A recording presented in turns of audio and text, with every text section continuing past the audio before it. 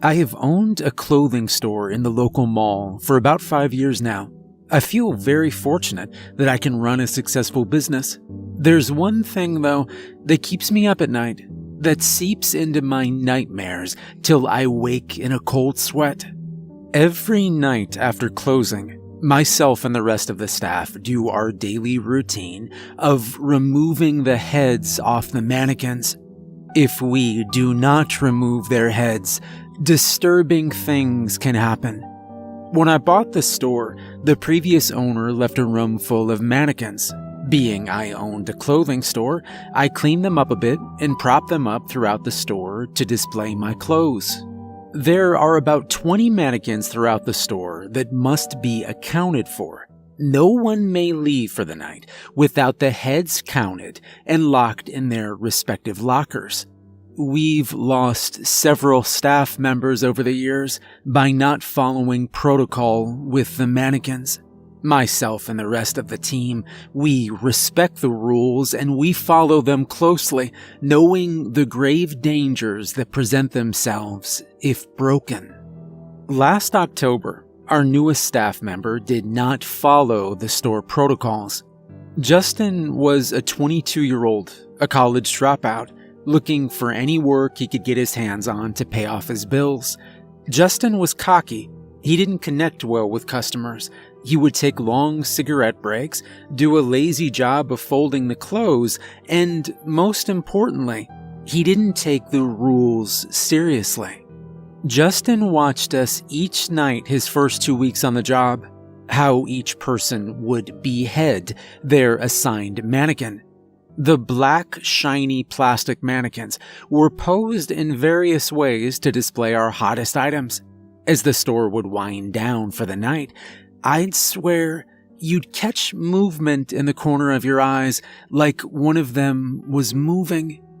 While normal stores leave their mannequins as is, it is crucial we behead them each night. So, Justin watched from the sideline those first couple weeks as we remove the mannequins' heads and lock them in their lockers. Justin appeared bored, disinterested with the entire protocol. He scrolled away on his phone while the rest of the team secured the store. When the 2 weeks came up, Justin was assigned his very own 6 mannequins that he needed to address each night he worked. Well, the problem started almost immediately. I am a key holder, so I open the store most days. I have put many long hours after closing each night counting the mannequins, confirming that they're locked up. I have now given that responsibility up to the rest of the trusted staff. That is excluding Justin. I headed to the store at about 8 a.m. when I saw her standing beyond the glass. A tall, naked, womanly mannequin with exaggerated curves was standing in the middle of the main aisle. I felt my stomach drop inside me as she stood posed, her arm waving casually and the other planted on her hip. Her back was arched like she was a ballerina. I shakily unlocked the store, looking around towards the other mannequins who were neatly in place on their elevated stands, all without heads, except the one standing before me. Posed like a dancer, her bald, glossy head facing me. Despite being devoid of facial expressions, I could sense some emotion from them, an anger almost. I cautiously approached the mannequin, feeling the air grow quiet around me. It was like a predator was stalking me from a distance. The pressure rose in my head as I reached towards her own bald head. My hands wrapped around her cold head, and I twisted. I twisted her head slightly, squeaking as I pulled it off with a pop. The head came off, and the mannequin fell over, her body crashing, echoing through the empty store as it sent a shiver up my spine. I raced towards my desk and texted the group chat, asking who closed last night. Everyone answered, except Justin. Amanda and Eric confirmed they closed with him. All but one confirmed their mannequins were locked up, and again, Justin remained quiet. I called a staff meeting that afternoon. I drilled the importance of locking up the mannequins. Justin hung in the back, yawning as I spoke. Those upcoming weeks, that eerie feeling hung in the store, like they were watching us. They seemed to change their positions, even without anyone moving them. I stayed back each night, triple checking that they were all locked up. Well, one night, when I wasn't able to stay back, and Justin, Amanda, and Eric were tasked with closing, that feeling of dread was washing over me on my drive home. I cursed myself that evening, screaming in my head for them not to forget, for Justin to not be such a screw-up and just do what he was told.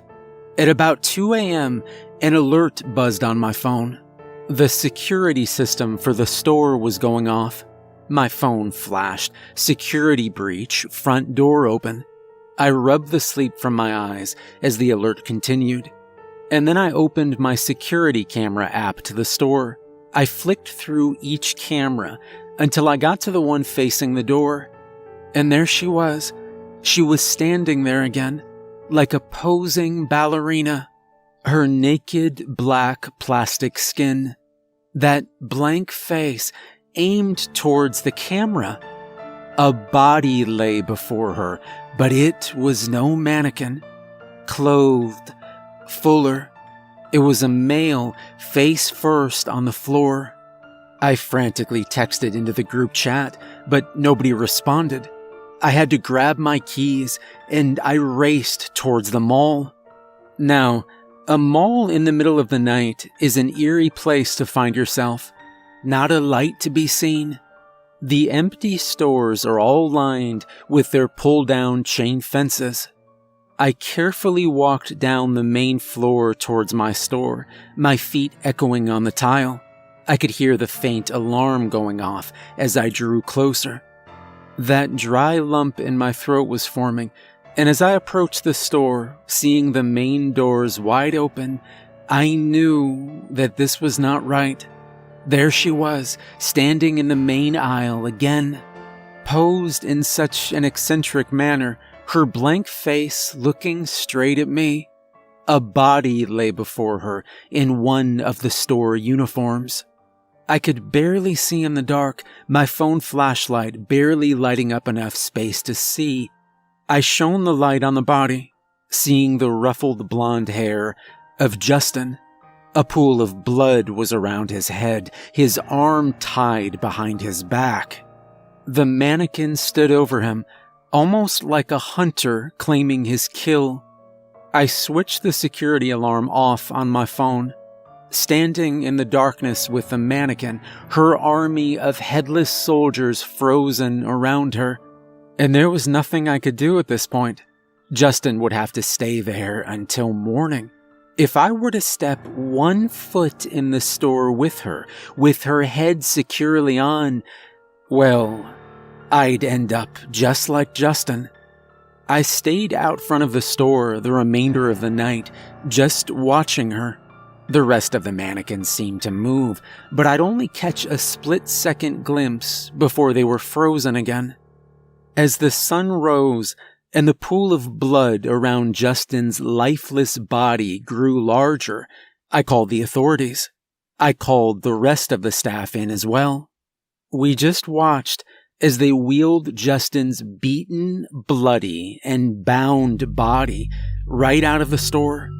Amanda and Eric hung back nervously, swearing that they thought Justin left when they did. It was a grim reminder for all of us to never leave the store without first removing their heads.